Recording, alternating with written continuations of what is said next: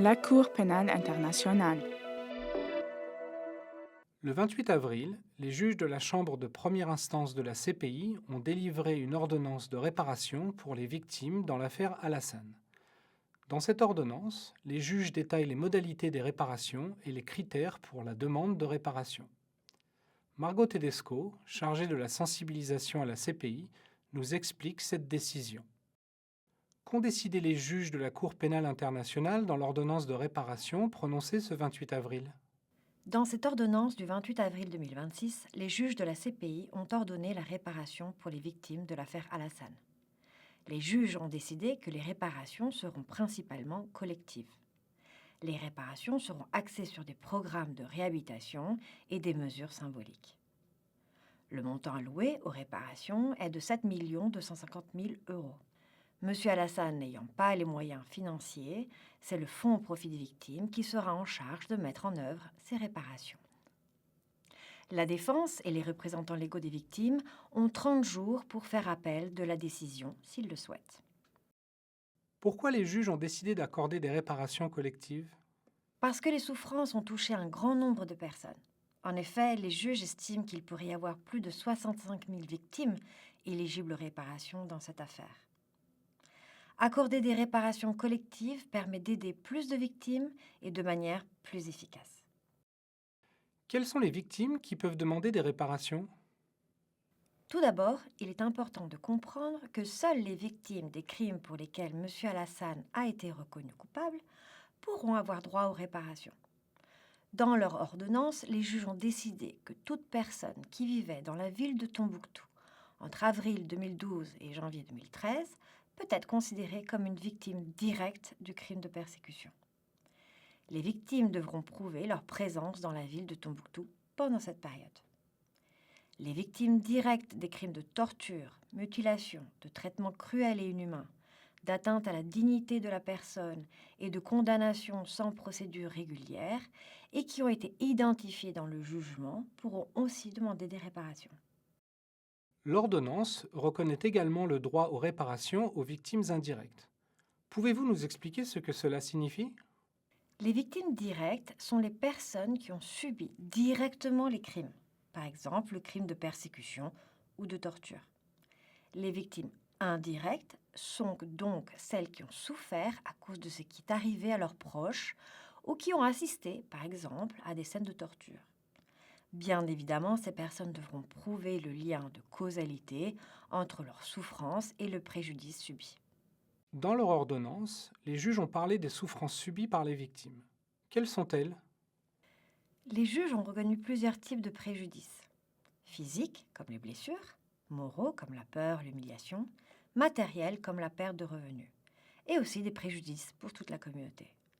Par exemple, beaucoup de femmes avaient peur de sortir de chez elles, des commerces sont fermés, l'éducation des enfants a été perturbée.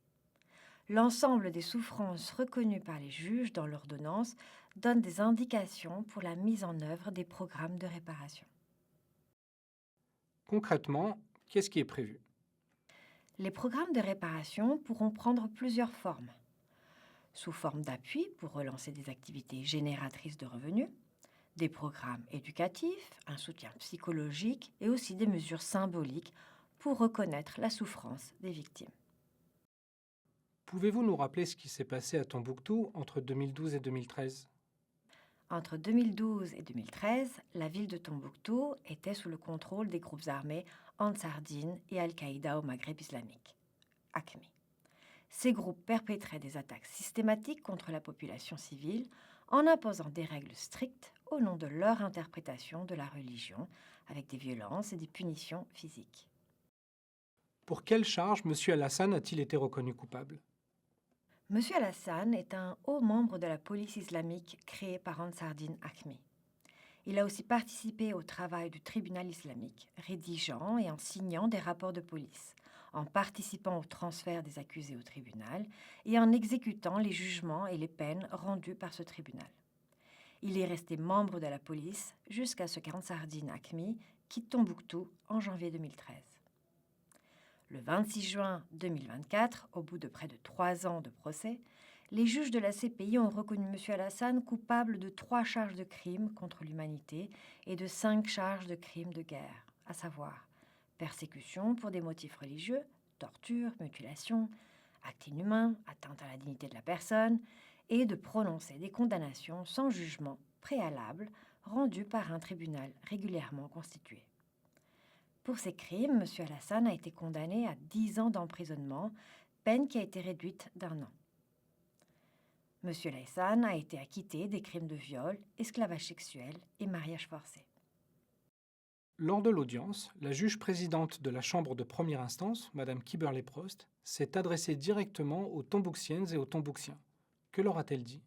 La juge Kimberley-Prost s'est adressée aux victimes de Tombouctou, ayant subi, je cite, « des préjudices en raison du régime imposé par Ansar Dine Hakmi, mais qui ne remplissent pas les critères afin d'être considérées comme des victimes des crimes autres que persécution. » Madame la juge a souhaité, je cite, « reconnaître la réalité de leurs souffrances et exprimer toute sa compassion, en particulier les filles et les femmes victimes dans cette affaire. » Elle a également exprimé son espoir sincère que les réparations collectives sauront réparer des préjudices de manière concrète, prompte et effective.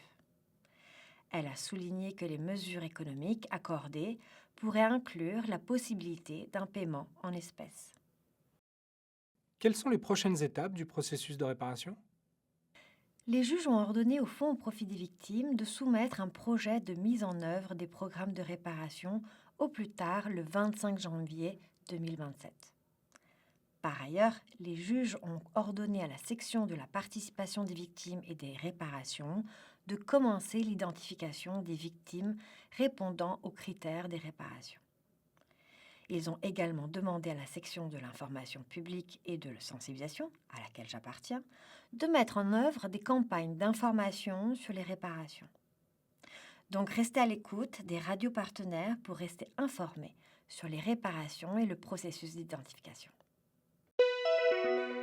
La Cour pénale internationale.